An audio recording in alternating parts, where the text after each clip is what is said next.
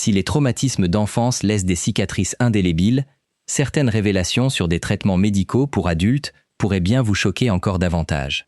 Imaginez, vous êtes assis dans le salon. Votre père entre, s'installe dans son fauteuil. Il ne bouge pas, ne dit rien. Pourtant, son simple regard vous noue l'estomac. Puis, comme chaque jour, il vous déclare être un père meilleur que les autres. Car lui, au moins, n'utilise pas ses poings. Mais la peur vous submerge tellement que vous vous faites pipi dessus, figé au garde à vous.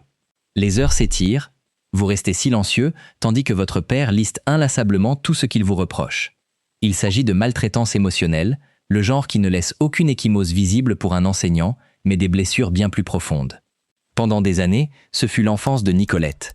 Son père, un vétéran du Vietnam, était convaincu que les enfants étaient intrinsèquement mauvais et devaient être contrôlés. Leur maison fonctionnait donc comme un camp militaire, rythmé par de longues tirades pour des broutilles. Par exemple, les devoirs de Nicolette étaient déchirés si son écriture n'était pas parfaite. Une fois, sa jeune sœur fut même contrainte de rester assise dehors, exposée aux voitures qui passaient, en guise de punition. Et malheureusement, leur mère n'intervint jamais. Pendant des années, l'abus fut émotionnel, jusqu'à devenir physique. À l'adolescence de Nicolette, son père lui interdit de fréquenter ses amis d'école et commença à contrôler ses tenues vestimentaires. Il la frappa même une fois à cause d'une jupe qu'il jugeait trop courte. Finalement, Nicolette s'enfuit de chez elle à seulement 14 ans. Des années plus tard, elle a partagé son histoire avec l'organisation NCAN, décrivant cette expérience comme un effort calculé pour lui faire douter de sa propre réalité. Selon Nicolette, l'absence d'ecchymose était, pour son père, la preuve que rien n'allait mal. Maltraitance ciblée. Vous rentrez de l'école et vous asseyez à table avec votre famille. La nourriture dégage une odeur alléchante, mais au lieu d'être servie, votre mère vous fixe droit dans les yeux et désigne le sous-sol. Silencieusement, vous vous levez et elle verrouille la porte derrière vous. Le dîner se poursuit, mais vous mourrez de faim, seul, dans le sous-sol. C'est la maltraitance ciblée, lorsqu'un enfant est désigné parmi ses frères et sœurs et traité de manière profondément inhumaine. Dans la famille Pelzer, Dave était cette cible, le deuxième de 3 fils à Daly City, en Californie. De l'extérieur, il semblait être une famille ordinaire, mais au fond, une vérité troublante se cachait. La mère de Dave, Catherine, était alcoolique, et son état s'aggrava à tel point que quelque chose en elle changea. Elle désigna Dave comme l'enfant mauvais, tout en continuant à traiter ses frères normalement. Si cela commença par un isolement verbal, ce n'était qu'une question de temps avant que les choses ne dégénèrent. Dans les années qui suivirent, Dave fut même privé de son propre nom. À la maison, on l'appelait « ça ». Le père de Dave était au courant de ses souffrances et lui glissait parfois de la nourriture en secret.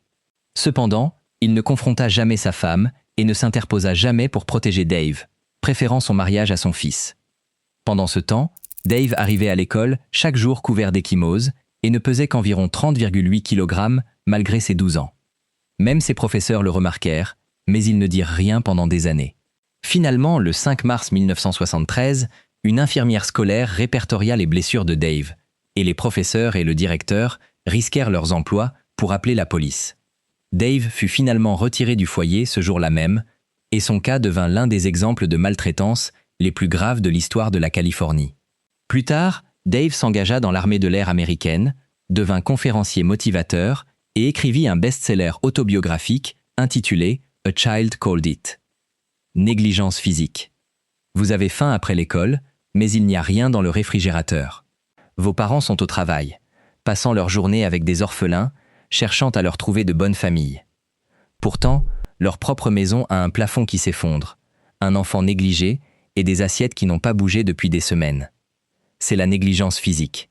Ironiquement, il s'agit d'un type de traumatisme infantile où les propres tuteurs principaux de l'enfant, généralement les parents, ne se soucient de rien. Ce fut le début de la vie de Neil Morrissey, qui deviendra plus tard un acteur britannique bien connu. Lui et ses frères grandirent sans nourriture constante, sans surveillance et dans une maison qui tombait littéralement en ruine. De ce fait, ils apprirent à voler avant même de savoir lire. À un moment donné, Neil et son frère commencèrent même à faire du vol à l'étalage de bonbons, juste pour manger.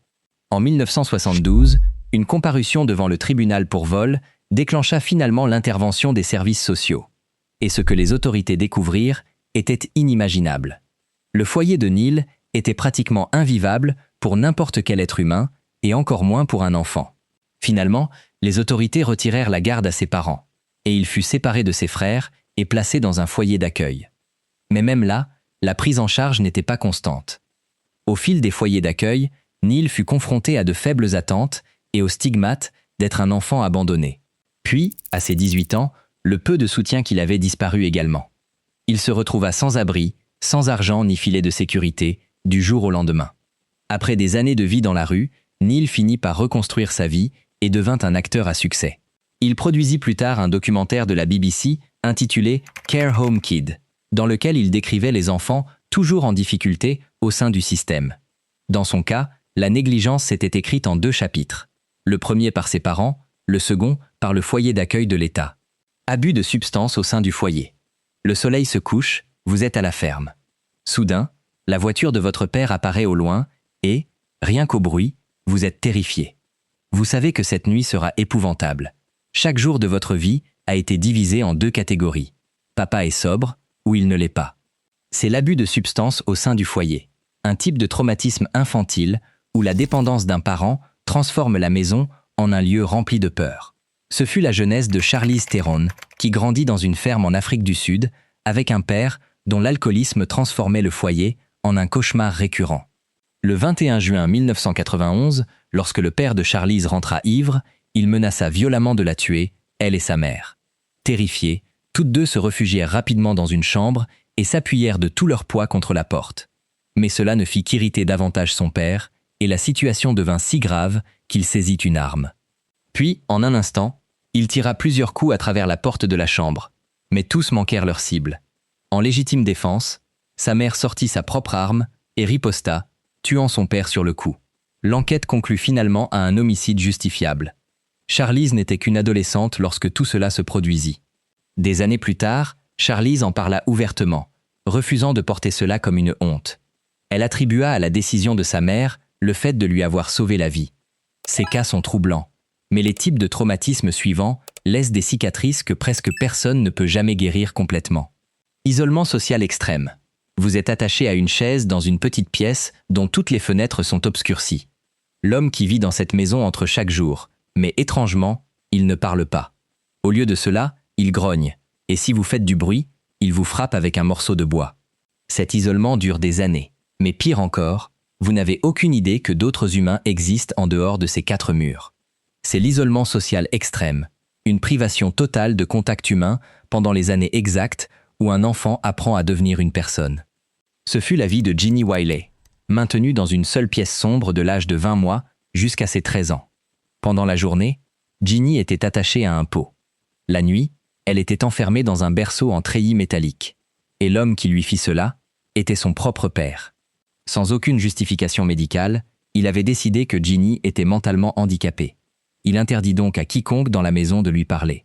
Quand elle faisait du bruit, il la frappait avec une planche de bois et lui aboyait dessus comme un chien. Sa mère était terrifiée par lui et ne dit rien. Cependant, les choses changèrent le 4 novembre 1970. Après une dispute ce matin-là, la mère de Ginny s'enfuit de la maison et se rendit à un bureau d'aide sociale pour demander de l'aide. Avec elle se trouvait Ginny, enfin libérée de la maison par sa mère. L'assistante sociale remarqua que la jeune fille marchait mal et ne pouvait même pas parler. Finalement, une action en justice fut intentée. Contre toute attente, le père de Ginny mit fin à ses jours avant sa comparution devant le tribunal.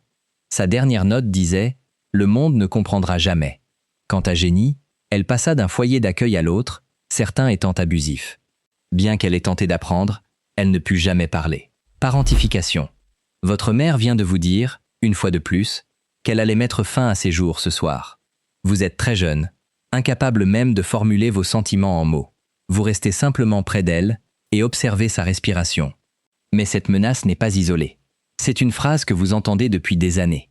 Avec le temps, vous êtes devenu expert pour gérer la situation.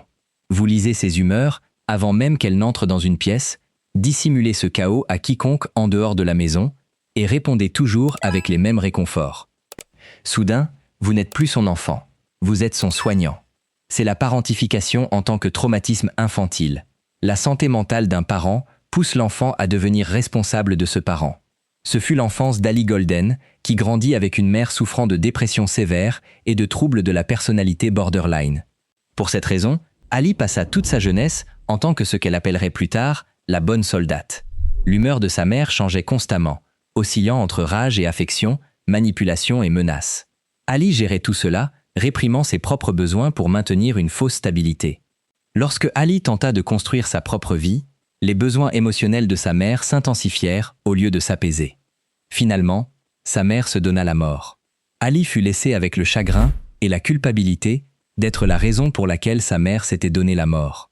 Si elle avait été là, peut-être que cela ne serait pas arrivé. Ali a surmonté cette épreuve en écrivant ses mémoires « A Good Soldier » et est devenue une fervente défenseuse des enfants de parents atteints de maladies mentales graves. Selon Ali, la parentification est une forme d'abus qui passe souvent inaperçue parce qu'elle ressemble à de la responsabilité. Incarcération parentale. Vous êtes dans la cuisine, très jeune, tenant une cuillère et essayant de nourrir votre mère. Elle ne mange pas. Vos jeunes sœurs sont dans la pièce d'à côté et c'est vous qui vous assurez qu'elles mangent et vont à l'école. Techniquement, vous êtes aussi un enfant, mais en pratique, vous êtes le parent depuis longtemps. Un jour, une assistante sociale vous retire de l'école, annonçant l'arrestation de votre mère. La protection que vous attendiez arrive enfin, mais elle brise tout ce que vous aviez réussi à maintenir. Désormais, vous êtes complètement désemparé et seul. C'est l'incarcération parentale, un type de traumatisme infantile où l'emprisonnement d'un parent déchire soudainement le foyer et le sentiment de sécurité d'un enfant. Cela est arrivé à B. Boggs, qui élevait ses sœurs et prenait soin de sa mère dépendante depuis des années. Lorsque la police arrêta sa mère, B et ses sœurs furent soudainement placées en garde à vue d'urgence, perdant le seul foyer qu'elles avaient jamais connu. Suite à la condamnation et à la sentence, B se sentit responsable de ce qui était arrivé à sa famille. Malheureusement, il n'y avait aucun moyen de réparer les choses. La mère de B purgea sa peine et finit par retrouver la garde, mais un casier judiciaire la suivait partout.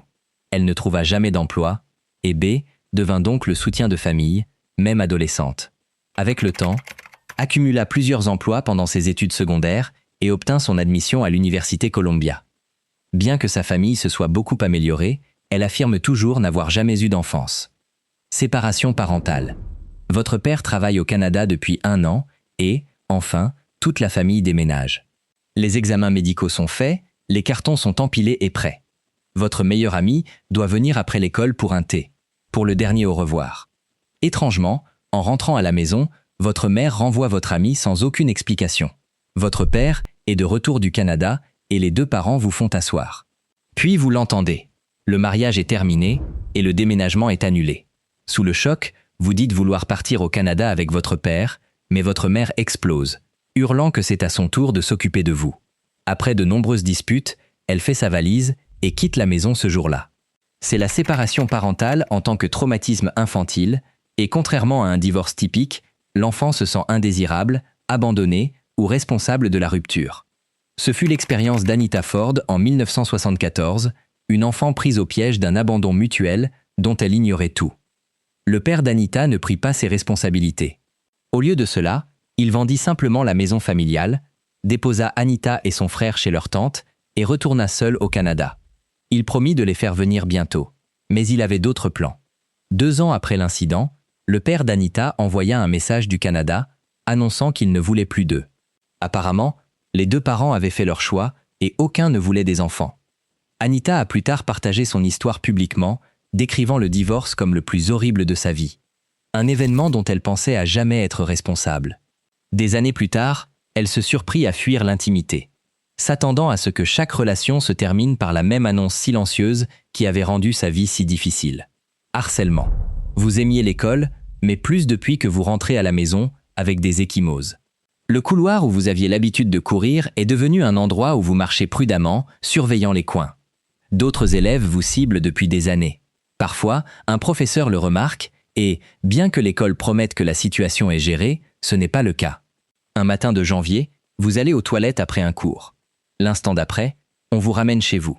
Apparemment, votre mère a été informée que vous vous étiez évanoui à cause d'un virus intestinal. Cependant, ce que les caméras de l'école ont enregistré était un événement entièrement différent.